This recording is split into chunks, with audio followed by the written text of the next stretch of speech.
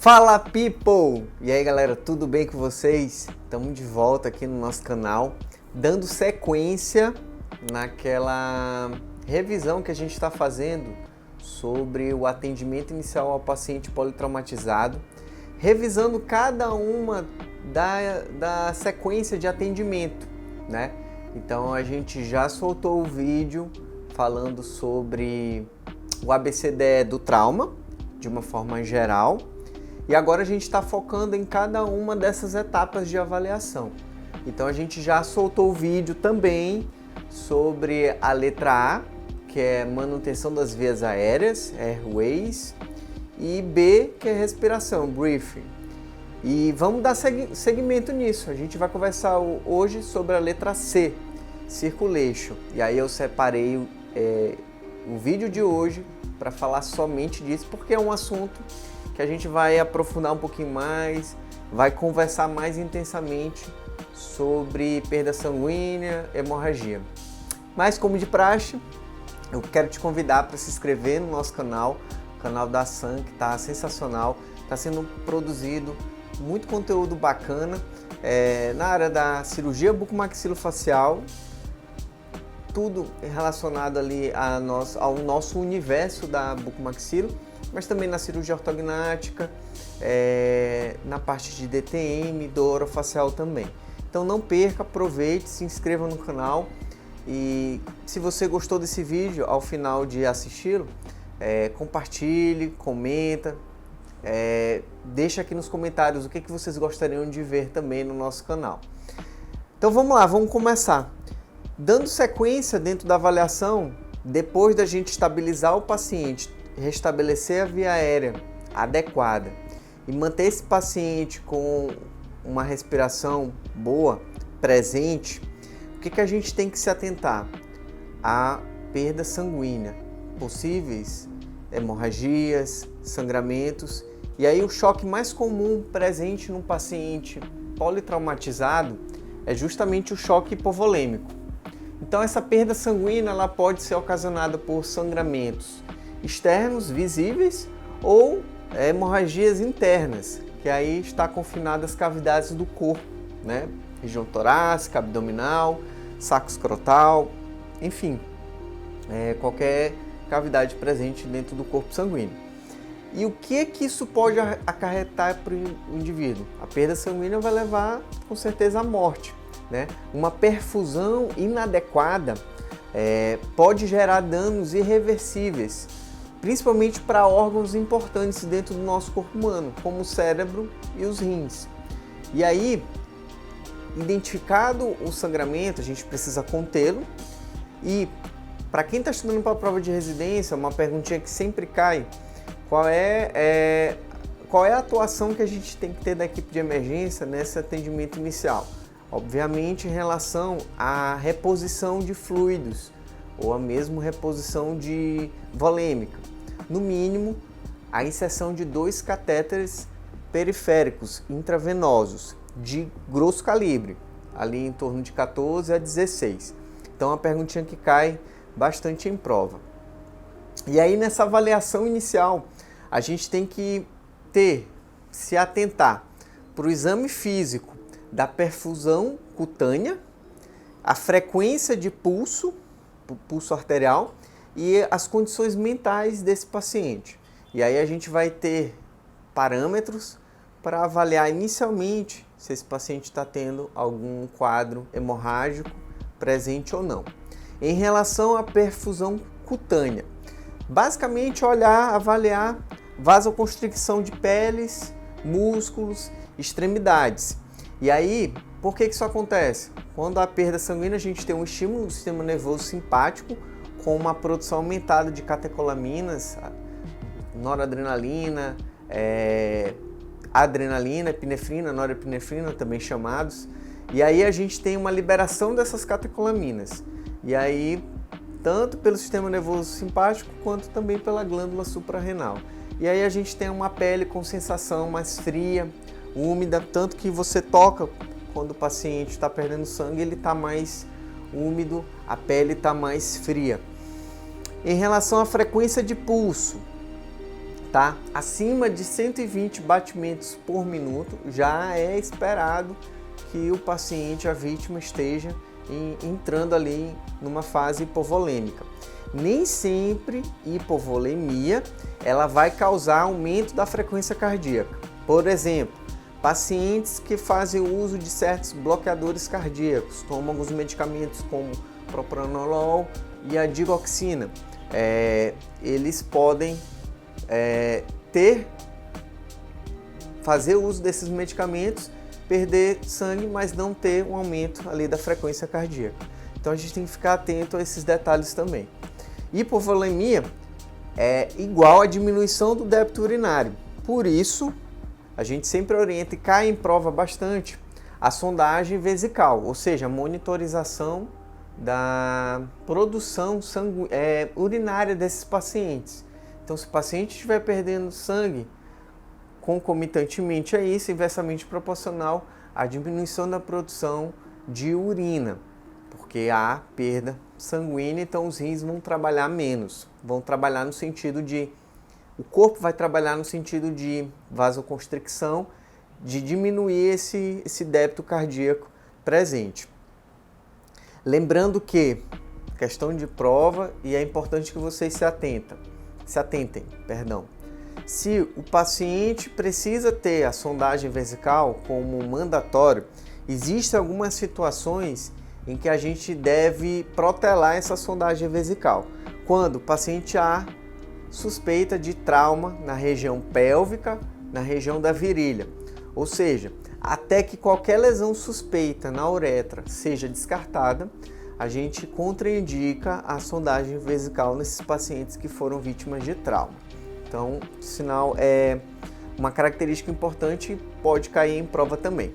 Sinais clássicos de trauma, de lesão na uretra, principalmente nos homens.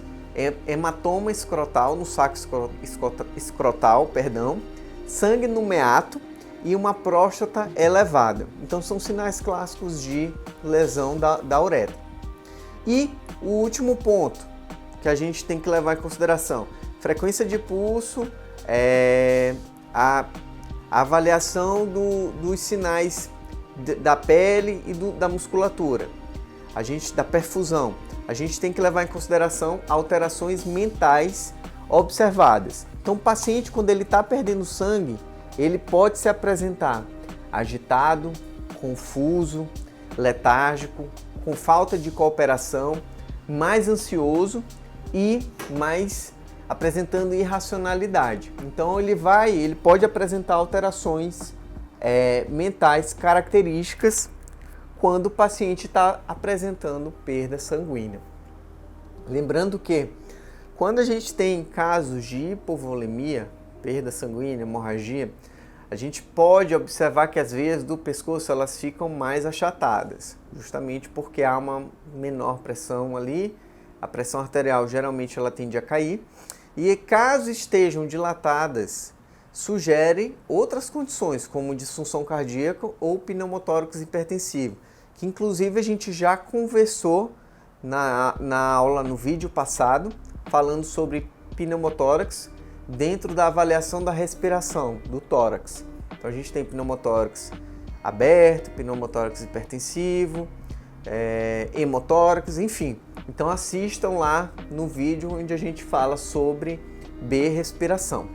Então, uma disfunção cardíaca presente nesses traumas que está relacionado com a hipovolemia é o tamponamento cardíaco, que é geralmente associado a feridas penetrantes no tórax que tenham em algum ponto lesionado os tecidos do coração.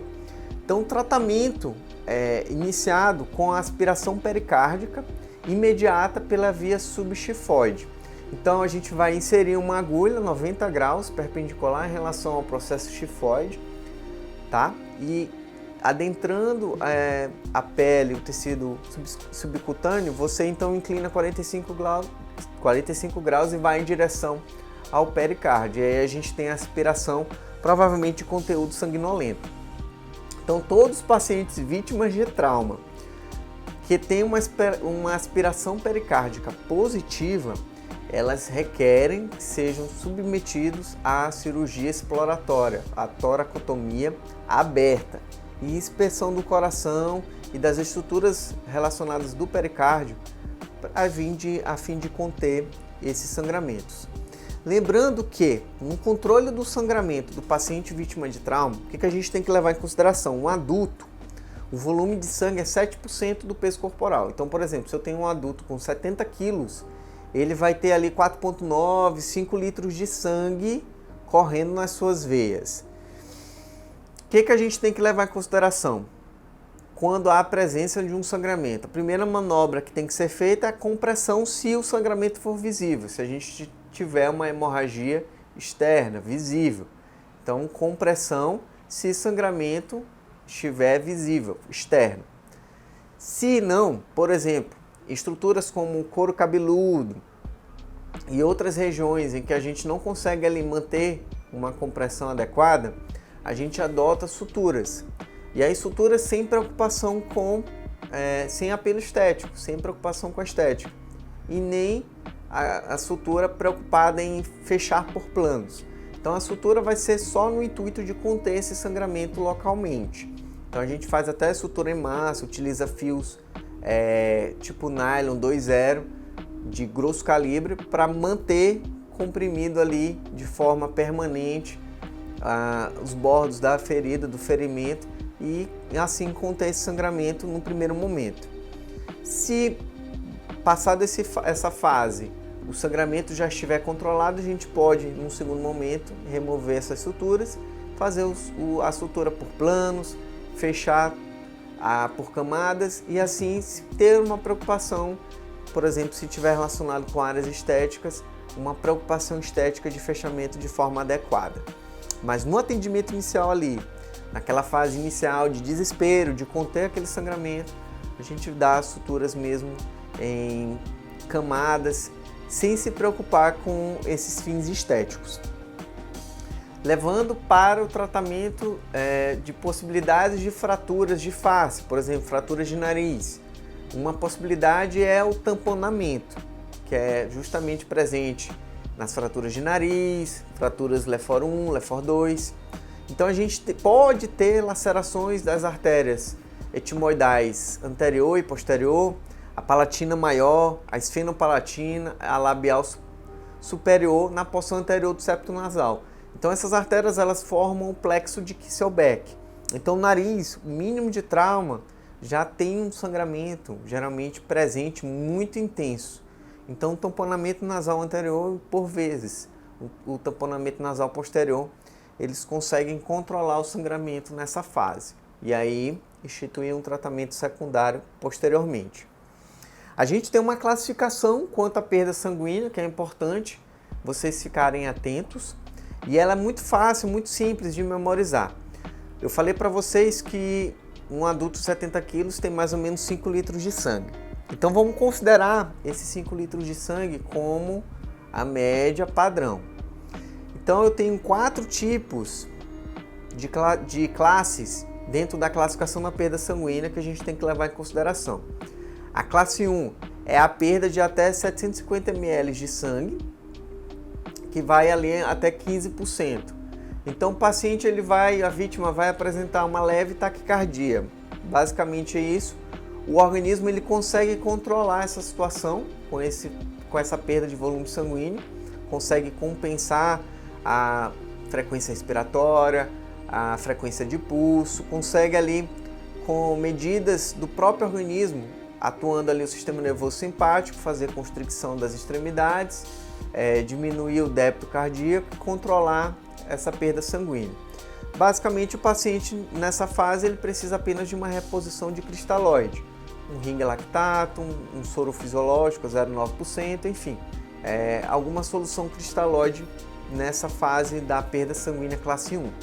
Classe 2 a gente tem perda sanguínea de 15 a 30%, classe 1 até 15%, classe 2 de 15 a 30%, ou seja, de 750 ml até 1.500 ml de sangue. Então a gente já tem uma taquicardia presente, não tão leve, uma taquipneia, ou seja, uma frequência respiratória um pouquinho mais acelerada, e a diminuição da pressão de pulso. tá?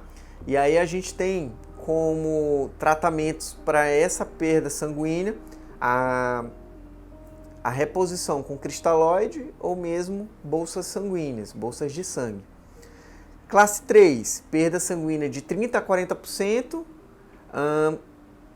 1.500 a 2 litros de sangue, tá? Então a gente vai ter uma taquicardia um pouquinho mais acentuada, taquipneia mais acentuada e uma diminuição maior da pressão de pulso.